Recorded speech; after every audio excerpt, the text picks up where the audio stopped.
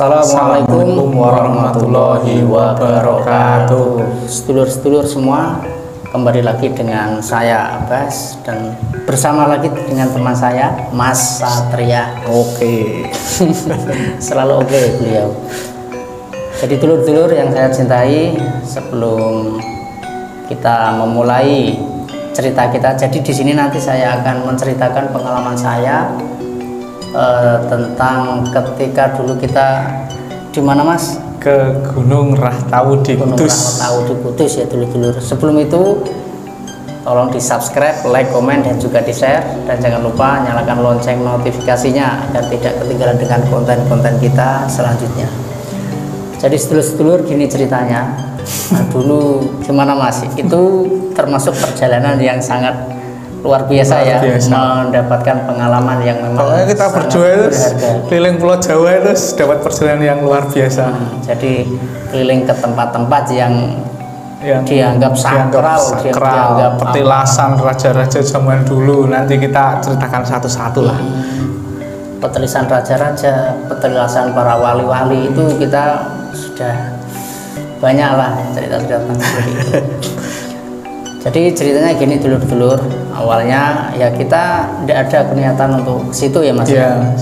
Tidak ada niatan, terus kita diajak sama teman, seseorang lah, diajak seseorang, terus sebenarnya tidak tahu tujuannya kemana.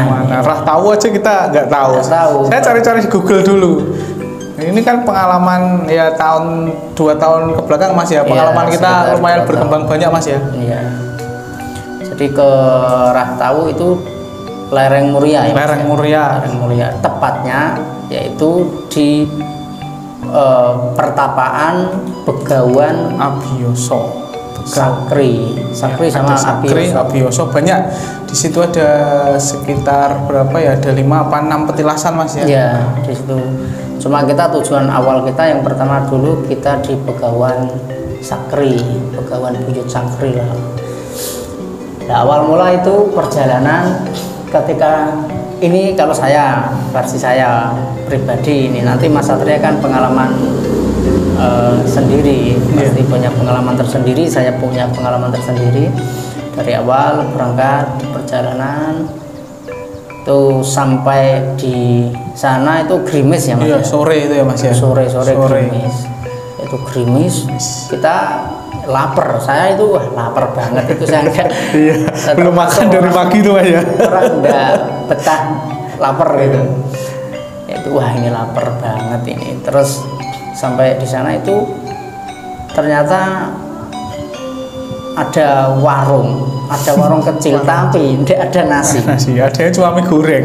Mie goreng sama mie rebus. Terpaksa ya. Terpaksa kita ya makan di situ bareng teman-teman.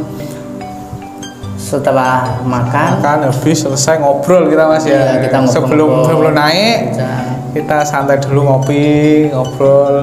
Habis itu ternyata kita harapannya ya Allah, lapar ya Allah, pengen nasi, pengen makan nasi. Tiba-tiba ada seseorang datang, Mas, ini purun niku ada selamatan, ada bacaan niku.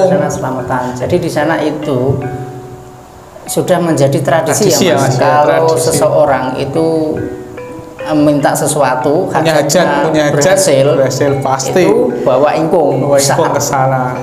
Itu tradisi sampai nggak ada yang makan itu kita habisin sampai saking seringnya itu ingkung di situ kayak udah belengeran ya. Malas orang-orang sekitar pada makan Mas ya.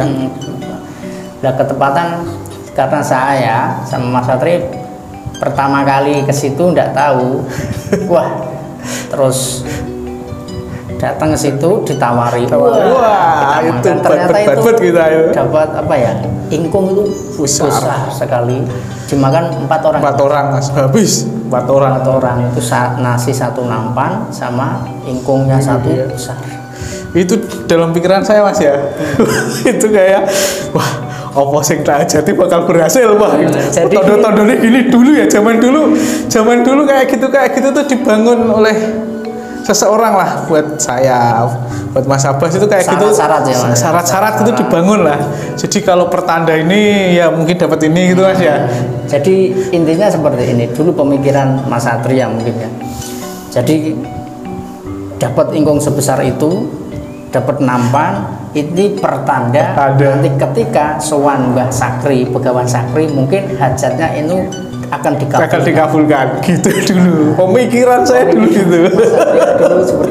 Dan itu bagi saya sebuah kewajaran karena memang belum kenal, belum tahu bahwa hidup ini ya sebenarnya jangan berharap sesuatu kepada selain Allah. Nah itu, ini pengalaman saya, barangkali teman-teman kalau bisa kan jangan. Ini biar biar kita aja pengalaman seperti itu berharap sesuatu kepada selain Allah itu sangat tidak enak. Dan yang diharapkan itu dulu ya apa Mas ya? Iya duniawi semua, pasti duniawi Mas. Ya ingin kesuksesan. Sukses lah itu dadak banyak lah. Tapi yang jelas duniawi semua. Dan didukung oleh keadaan di sekitar saya itu dulu Mas ya. Iya. Gini. Jadi, nah, pas lah itu. Jadi orang sekitar itu ya sangat mendominasi, istilahnya apa ya, menjadi pelopor ya pelopor.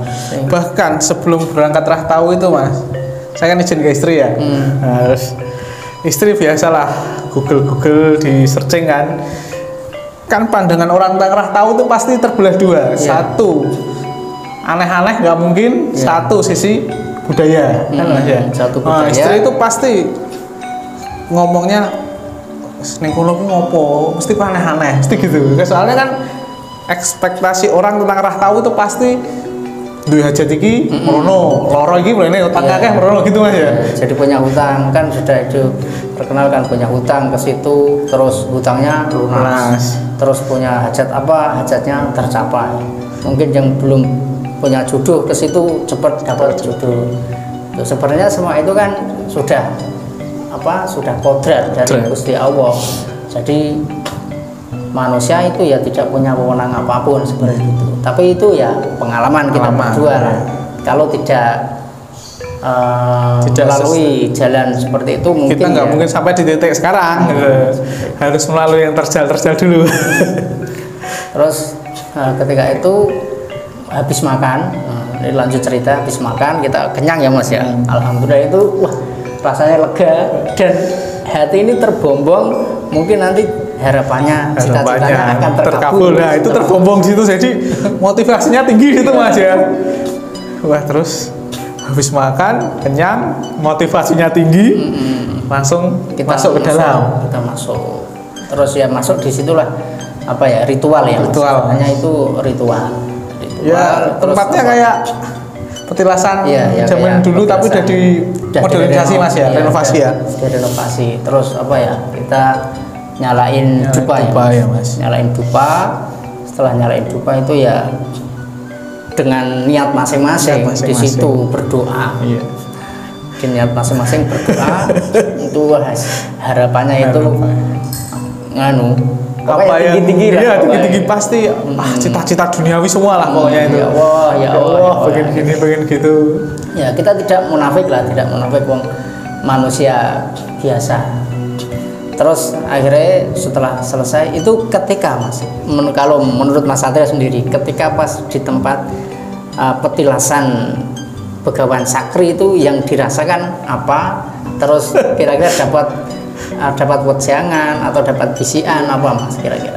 Kalau udah terbombong di awal Mas ya, jadi ya biasa aja gitu. Biasa aja itu maksudnya ya wis entuk petunjuk ning awal, oh ya mungkin ini apa yang rasa berdoa sing aneh-aneh, apa cita-citaku ya dengan pertanda itu terwujud gitu. Jadi ini udah melayang kemana-mana gitu Mas. Jadi mau di situ ya diam aja, nggak ada bisian, nggak ada apa, udah seneng dulu gitu loh, nah, gitu. Udah seneng dulu, jadi udah terlanjur harapannya udah tinggi.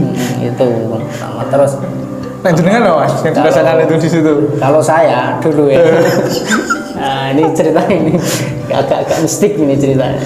Jadi pas ketika itu saya masuk situ, yang jelas memang apa ya, yang saya rasakan itu jadi ada aura itu kayak beda, ada dua lah, satu negatif, satu positif. Ya, yang mungkin yang apa ya, banyak negatif itu karena banyak sekali orang-orang yang ke situ tujuannya itu untuk duniawi. Berarti kembali lagi kayak ke Alas Purwo kemarin Mas. Apa-apa tuh niat ya. Niat awal mau gimana, nah di situ cuma nguri-nguri budaya apa gitu nggak masalah. Kalau niatnya emang yang melenceng udah pasti auranya juga berubah Mas ya. Jadi apa ya, kayak banyak negatif ya, mungkin yang mendominasi yaitu karena keniatan daripada orang-orang yang berangkat ke situ awalnya keniatannya untuk duniawi, untuk kesenangannya, untuk pangkat, derajat. Akhirnya ya itu dimanfaatkan oleh sosok-sosok yang di situ, sosok-sosok negatif yang ada di situ. Ya ada yang apa ya, istilahnya kayak begawan sakri itu kan orang yang apa ya, istilahnya sudah lepas di pewayangan, lepas dari duniawi ya. Kalau pewayangan di situ rata-rata begawan tokoh pewayangan yang bisa jadi sifatnya itu bisa jadi panutan kita Mas ya. Bisa panutan, orang yang apa ya, benar-benar jadi contoh, orang yang sudah lepas dari duniawi, bijaksana, adil, terus apa ya, istilahnya itu mengajak kepada sifat-sifat luhur, dipekerti yang luhur, akhlak itu. Jadi, tapi ya berhubung keniatan orang-orang itu kesitunya ya macam-macam, sehingga ya itu terdominasi oleh hal-hal negatif.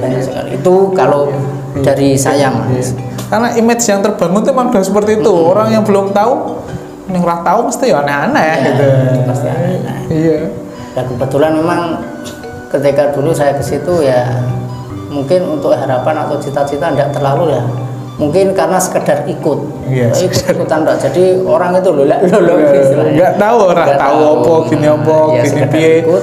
Setelah itu selesai di situ kita melanjutkan perjalanan naik ke puncak Pitulikur Mas ya, yang Abioso. Iya, puncak situ. Itu tempatnya dingin. Yang pertama maghrib kita Mas ya.